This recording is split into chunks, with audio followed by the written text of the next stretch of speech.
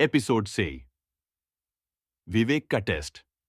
जब lunch break होने के बाद सभी बच्चे हॉल में आ गए तो विवेक, रोनी और रानी तीनों एक साथ बैठे थे।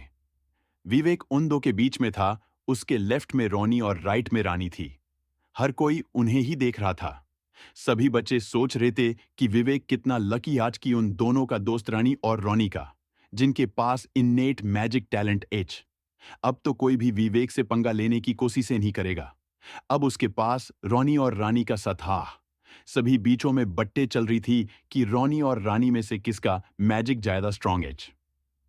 कोई खरा था कि रानी का, तो कोई खरा था कि रोनी का। रोनी ने पूरे हॉल में तूफान ले आया था तो रानी ने पूरे हॉल को ठंडा कर दिया था।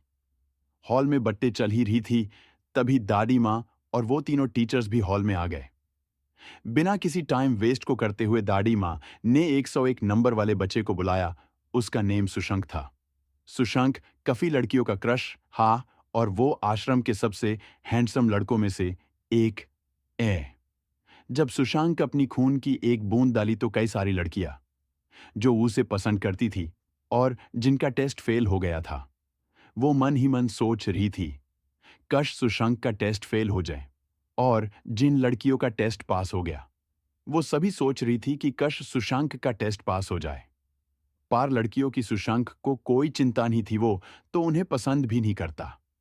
जब सुशांक के खून की बूंद जेब स्टोन पर गिरी तो उसमें से कोई लाइट नहीं निकली और बाद वो फेल हो गया। सभी को उसके लिए बुरा लग रहा था और वो तो स्टेज पर ही रोने लगा और उसने उस स्टोन पर और भी खून गिराया, पर कुछ नहीं हुआ। आश्रम के गार्ड उससे उठा कर ले गए और ज्यादा खून गिरने से वो बेहोश हो गया था। तभी दड़ी माँ ने अगले 10 नेम बोले पर उनमें से कोई भी पास नहीं हुआ। जब दड़ी माँ ने 49 नंबर का नेम बोला, वो एक लड़की का था जिसका नाम श्रेया था। एक लड़के ने श्रेया को कहा कि अगर तुम फेल हो गई तो तुम्हारा ख्याल रखूंगा। वो एक फेल हुआ लड़का था जो श्रेया को पसंद करता था, पर श्रेया उससे कोई भी बाव नहीं देता था। जब श्रेया ने अन पे खून की बूंद दकली तो उसमें से आग जैसी लाइट निकल रही थी। ये देखकर सभी काफी शॉक थे, क्योंकि ऐसी लाइट उन्होंने पहले कभी नहीं देखी थी। तो सुशील सर ने कहा, फायर एलिमेंट। वो पहली लड़की थी आश्रम में जो फायर एलिमेंट अवेकन कर सकती थी। वो लड़का जो श्रेया के साथ फ्लर्ट कर रहा था, वो अब चुप हो गया था। श्रेया अपनी सीट पर खुशी खुशी आकर बैठ के उस लड़के की देख के एक स्माइल की थी और वो उस लड़के को बता था कि वो स्माइल कैसी थी। बाद में उस लड़के ने श्रेया की तरफ देखा तक नहीं। धीरे धीरे करके सभी का टेस्ट हो गया, पर एक को छोड़कर किसी का सिलेक्शन नहीं हुआ। अब लास्ट में विवेक की ही बारी रच गई। विवेक दूसरों की तरह इतना नर्वस नहीं था, क्योंकि अगर वो फेल था तो इस दुनिया में नहीं आ पाता। पर उससे जानना था कि वो कौन सा एलिमेंट अवेकन की ज्यादा पॉसिबिलिटी है, कश वो लाइटिंग हो या फिर फायर। रानी काफी हैरान थी कि विवेक बकियों की तरफ नर्वस नहीं था, वो बिल्कुल कॉन्फिडेंट था। रानी मन ही मन में सोच रही थी कि विवेक पास हो जाए। उसे नहीं पता था कि वो विवेक के लिए इतना क्यों सोच रही थी, पर वो मन ही मन में विवेक के लिए कुछ अच्छा सोच रही थी। उसे ऐसी फीलिंग पहली बार आई थी किसी के लिए।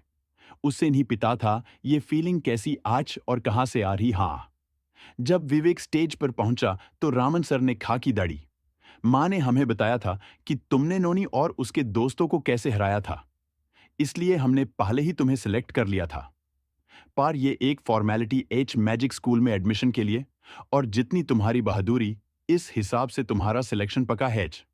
तो विवेक ने अपने खून की एक बूंद डाली तो एक बार के लिए रानी को घबराहट होने लगी। उसकी हार्ट बीट तेज हो गई थी। जेबी विवेक के खून की बूंद टेस्ट स्टोन पर गिरी तो सभी शोक राश गए, क्योंकि स्टोन अलग अलग कलर में चमकने लगा। Red, green, blue, black, white, purple और भी कई सारे कलर्स में। और वो सभी कलर एक ही बार में स्टो में दिखाई दे रहे थे।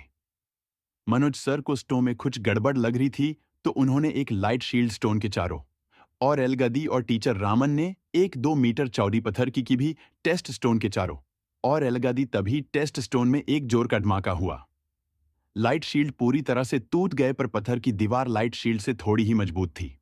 लाइट शील्ड पूरी तरह से टूट गई थी और पत्थर की दीवार पर सभी और क्रैक आ गई थी, और अगले ही पल वो भी टूट गई। दादी माँ के साथ साथ टीचर्स और सभी बच्चे भी हैरान रह गए। टीचर्स ने भी ऐसी चीज पहली बार देखा था। उन्हें यकीन नहीं हो रहा था कि एक खून की बूंद ने दो मिडिल स्टेज मैजिक को खत्म कर दिया। टेस्ट स्टोन में ऐसी लाइट उन्होंने पहली बार देखा था। ऐसी लाइट कभी किसी ने पहले नहीं देखी थी। ब्लास्ट ने किसी को चोट नहीं पहुंचाया था, पर ब्लास्ट की साउंड सभी के ईयर 2 मिनट तक सुनर हैच गए। पर हैरानी की बात यह है कि इस साउंड से विवेक को कोई असर नहीं हुआ था। 2 मिनट बाद सभी नॉर्मल हो गए थे और सभी विवेक को देख रहे थे, जो अभी स्टेज पर खड़ा था। किसी को समझ नहीं आया कि अभी अभी क्या हुआ था। रात के 7 बजे जब सभी कफे में खाना खाने के लिए गए थे, तो रॉनी, विवेक और रानी साथ में बैठे थे। अब वो तीन दोस्त बन गए थे। विवेक और रानी एक दूसरे को ही देखे जा रहे थे। जब रानी विवेक को देखती तो विवेक उसे देखता, तो रानी अपना मुंह साइड में करने लगती या अपने खाने को देखती। जब विवेक रानी को देखता और रानी विवेक की तरफ देखती, विवेक भी रानी की तरह करता, या तो अपना मुंह साइड करता या फिर अपने खाने की तरफ ध्यान देता। पर दोनों को ही अपने दिल में एक दूसरे के लिए कुछ अलग ही फीलिंग्स आ रही थीं। एक कमरे में तीनों टीचर्स विवेक के बारे में सोच रहे थे। वो तीनों उस ब्लास्ट के बारे में सोच रहे थे जो सिर्फ खून की एक बूंद से निकला था। वो तीनों डिस्कस कर रहे थे कि विवेक को ऐसी खतरनाक पावर के साथ मैजिक स्कूल में लेकर जाना चाहिए या नहीं।